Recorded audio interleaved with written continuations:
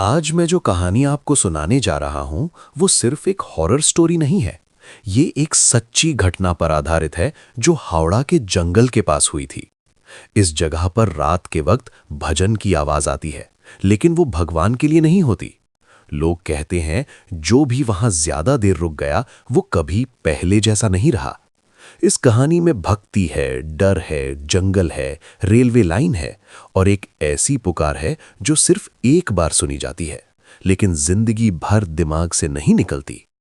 अगर आप हॉरर कहानियों के असली शौकीन हैं, तो वीडियो को एंड तक जरूर देखिए, लाइक कीजिए, चैनल को सब्सक्राइब कीजिए और इस कहानी को अपने दोस्तों के साथ शेयर करिए, क्योंकि ऐसी कहानियां सिर्फ सुनी नहीं जाती, महसूस की जाती हैं। तो तैयार हो जाइए हावड़ा के जंगल में खून की पुकार सुनने के लिए। हावड़ा ब्रिज के बाद शहर की लाइट्स धीरे धीरे पीछे छूटने लगती और रास्ते बिल्कुल अलग दुनिया के लगते। यहाँ जंगल और रेलवे लाइन एक दूसरे के साथ घुल मिल के एक अजीब सी साइलेंस क्रिएट करती।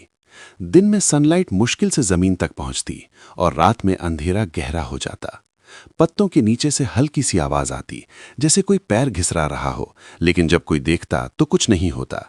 रात के टाइम ट्रेन की हॉर्न की गूंज दूर से आती, जैसे चीख और रोती हुई आवाज का मिक्स हो जो जंगल के अंदर घुस के एकोज बनाती। इसी जंगल के पास छोटा सा गांव था जहां लोग पुरानी जिंदगी जीते। गांव के एक तरफ कच्ची सड़क थी, दूसरी तरफ घना जंगल। पत्तों की स्मेल और गीली मिट्टी का शोर रात को अजीब लगता और हवा में हल्की सी ठंडक घुल जाती, जैसे कोई पुरानी याद हवा में घूम रही हो। यही गांव में रहती थी कुसुम देवी, 45 साल की एक औरत, साड़ी कॉटन की साड़ी पहने, माथ पर छोटा सा टीका और आंखों में हमेशा थकान। सुबह 5 बजे उठना, नल से पानी भरना, चूल्हे पर चावल चढ़ाना और शाम में पुराने शिव मंदिर जाकर दिया जलाना, ये उसका डेली रूटीन था। मंदिर गांव से थोड़ा दूर शमशान के बिल्कुल पास बना हुआ था। लोग कहते थे कि वहां मत जाओ, औरत अकेली मत भेजो, पर कुसुम का मानना था कि भगवान हर जगह है और वो बस भजन करती है। उसके भजन में कुछ अजीब सा था। वो गहरी और लो टोन में गाती, जैसे वो किसी और को भी सुना रही हो, सिर्फ भगवान को नहीं। गांव के बच्चे दूर से देखते और डर जाते और बड़े लोग कहते कुछ तो अजीब है उसकी भक्ति में। एक रात जब बारिश रुक गई थी और हवा बहुत ठंडी चल रही थी, कुसुम ने नींद में कुछ आवाज सुनी। छप छप छप, पैरों की आवाज। शुरू में सोचा कोई गांव वाला निकल रहा होगा, लेकिन आवाज उसके घर के दरवाजे के बाहर रुक गई। कुसुम ने सोचा और देखा, कोई नहीं, सिर्फ गीली मिट्टी पर पैरों के निशान दरवाजे की तरफ जा रहे थे, जैसे कोई इनविजिबल हो। उस रात कुसुम सो नहीं पाई। आंखें खुली थीं, पर दिमाग में एक अजीब सा डर था। पता नहीं क्यों, पर उसकी आंखों के सामने हर चीज धीमी सी घूम रही थी और हवा में एक अजीब सी बदबू थी, न फूल की न मिट्टी की, बल्कि कुछ मुर्दा जैसी। अगले कुछ दिनों में छोटी छोटी अजीब बातें होने लगी। कभी पूरे घर में जला हुआ फूल और लाश जैसी बदबू फैल जाती, जबकि चूल्हा बंद होता। कभी कुसुम बोलती और उसकी आवाज 2 सेकंड बाद एको की तरह लौटती। माँ ने पूछा, तेरी आवाज बाद में क्यों आती है? कुसुम इग्नोर करती, लेकिन एंग्जाइटी दिन ब दिन बढ़ने लगी।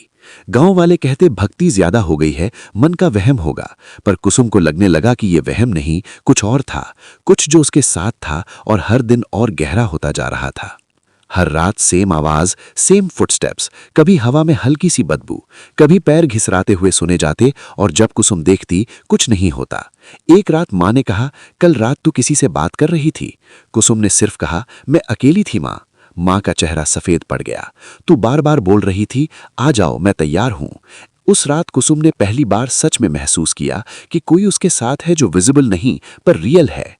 एक शाम कुसुम का दोस्त रमेश आया, जो हावड़ा स्टेशन में काम करता था।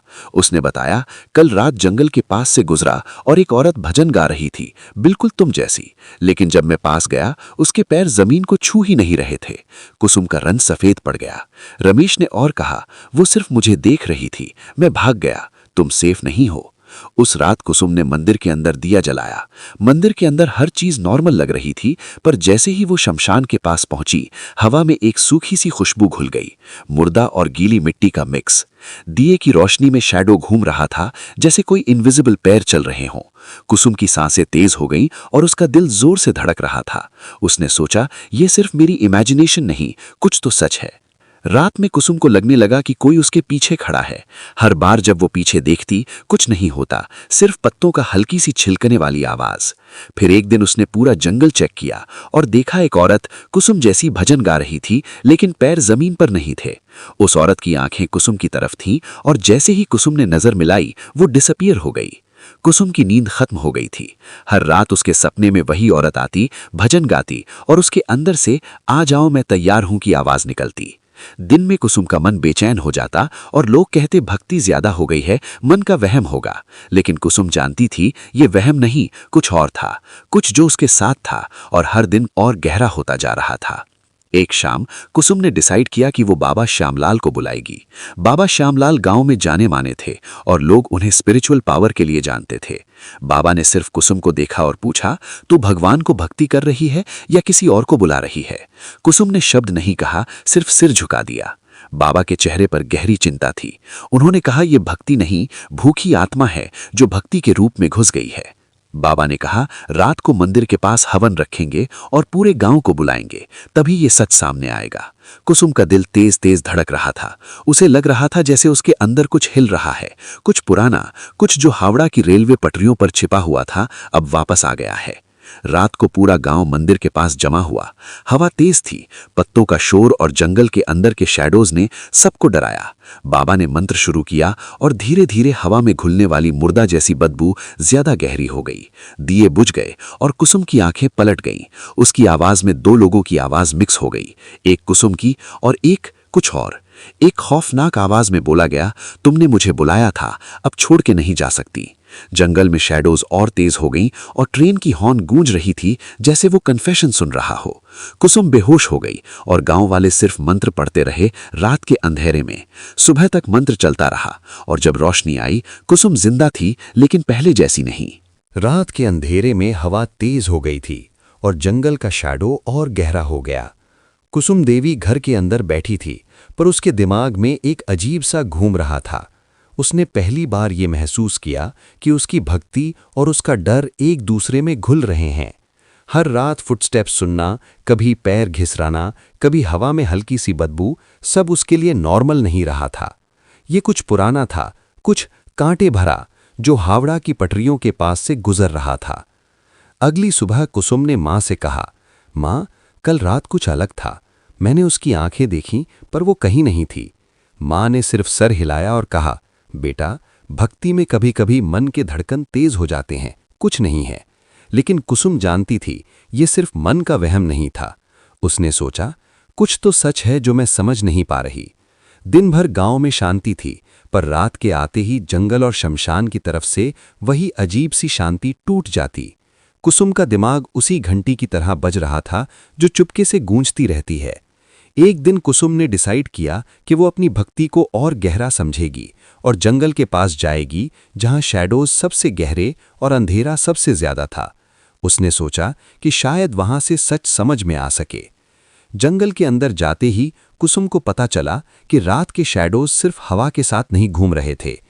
कभी एक शैडो एक पेड़ के पीछे रुकता, कभी एक पुरानी हवेली की दीवार के साथ चिपक जाता। पत्तों के नीचे से हल्की सी आवाज आती, जैसे कोई पैर घिस रहा हो, लेकिन जब कुसुम देखती कुछ नहीं होता। हर स्टेप के साथ हवा में बदबू गहरी होती जा रही थी और कुसुम का दिल तेज धड़क रहा था। तभी एक पुराना मंदिर सामने आया जिसे लोग भूल गए थे। मंदिर के अंदर दिया जला और कुसुम ने देखा कि कुछ फुटप्रिंट्स दिए की रोशनी में चमक रहे थे, लेकिन कोई इंसान नहीं था। उसने हाथ बढ़ाया और टच किया, पर मिट्टी में कोई असर नहीं हुआ। उसके पीछे हवा का शोर आया, जैसे कोई धीरे से छुप कर आ रहा हो। कुसुम ने मुड़कर देखा और कुछ ही पल में शैडो डिसअपियर हो गया, जैसे वो हवा में घुल गया हो। रात भर कुसुम ने जंगल के अंदर चलना शुरू किया। उसने देखा एक औरत कुसुम जैसी भजन गा रही थी, पर उसके पैर जमीन को नहीं छू रहे थे। उस औरत की आंखें कुसुम की तरफ थीं और जैसे ही कुसुम ने नजर मिलाई वो डिसअपियर हो गई। कुसुम का दिल जोर से धड़क रहा था। हर रात के सपने और रियलिटी के बीच का फर्क मिट रहा था। उसने पहली बार सच में महसूस किया कि कुछ ऐसा है जो विजिबल नहीं पर असली है। अगली सुबह कुसुम ने रमेश से बात की। रमेश ने कहा, मैं कल रात वहां गया था। जंगल के अंदर से भजन की आवाज आती रही, जैसे कोई तुम्हारे लिए बुला रहा हो, पर कोई नहीं था। कुसुम का रंग सफेद हो गया। उसने सोचा, कैसे कोई इंसान हवा में तैर सकता है, पर रियलिटी ने उसका दिमाग कंफ्यूज कर दिया था। कुसुम ने डिसाइड किया कि बाबा श्यामलाल को बुलाएगी। बाबा श्यामलाल गांव में जाने माने थे और लोग उन्हें स्पिरिचुअल पावर के लिए जानते थे। बाबा ने सिर्फ कुसुम को देखा और कहा, ये भक्ति नहीं, भूखी आत्मा है जो भक्ति के रूप में घुस गई है। ये पुरानी और घनेरी है और सिर्फ हवन से ही दूर होगी। रात को गांव के लोग मंदिर के पास जमा हुए। हवा तेज थी, शैडोज और गहरी हो गई थीं। बाबा ने मंत्र पढ़ना शुरू किया और धीरे धीरे हवा में घुलने वाली बदबू और गहरी हो गई। दिए बुझ गए और कुसुम की आंखें पलट गईं। उसकी आवाज में दो लोगों की आवाज मिक्स हो गई, एक कुसुम की और एक कुछ और। एक खौफनाक आवाज बोली, तुमने मुझे बुलाया था, अब छोड़ के नहीं जा सकती। जंगल के अंदर शैडो घूम रहा था और ट्रेन की हॉर्न की गूंज सबको सुनाई दे रही थी, जैसे वो कन्फेशन सुन रहा हो। कुसुम बेहोश हो गई और लोग सिर्फ मंत्र पढ़ते रहे। सुबह तक मंत्र चलता रहा और जब रोशनी आई तो कुसुम जिंदा थी, लेकिन पहले जैसी नहीं। कुसुम ने फिर से नॉर्मल लाइफ को समझने की कोशिश की, पर हर रात उसके सपनों में वही औरत आती, भजन गाती और उसके अंदर से आवाज निकलती, आ जाओ, मैं तैयार हूं।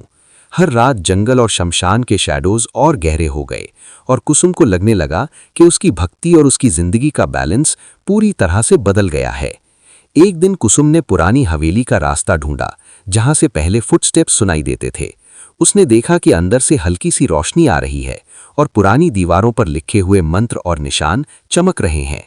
शैडो मूवमेंट और आवाज के साथ कुसुम का अंदर का डर और क्यूरियोसिटी दोनों बढ़ गए।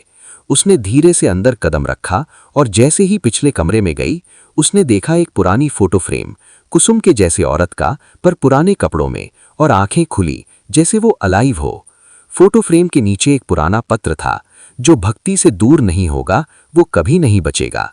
कुसुम ने हाथ बढ़ाया और पत्र उठाया, पर हवा में एक तीखी चिल्लाई का शोर आ गया, जैसे कोई इनविजिबल फोर्स उसको रोक रहा हो। उसकी सांसें तेज हो गईं और दिल जोर से धड़क रहा था। शैडो ने एक कदम और बढ़ाया और कुसुम समझ गई कि यह भक्ति का रूप सिर्फ एक शुरुआत था। रात के अंधेरे में जंगल और शमशान के शैडोज कुसुम के पीछे से घूम रहे थे। हर फुटस्टेप का एको, हर पत्तों का शोर और हर हवा की चिल, सब उसके अंदर डर का एक नया लेवल ला रहा था। कुसुम ने रियलाइज किया कि उसका नॉर्मल लाइफ कभी वापस नहीं आएगा। हर रात और हर आवाज के साथ उसकी भक्ति और उसकी जिंदगी का नया चैप्टर शुरू हो गया था, जिसमें रियलिटी और सुपरनैचुरल एक दूसरे में घुल चुके थे और हावड़ा के जंगल और रेलवे लाइंस के शैडोज में एक नई कहानी चल रही थी। अगर आपको ये कहानी पसंद आई तो लाइक और कमेंट करना मत भूलिएगा। हम ऐसे ही डरावनी और सस्पेंसफुल स्टोरीज लाते रहेंगे जो आपको रात को जगाए रखेंगे।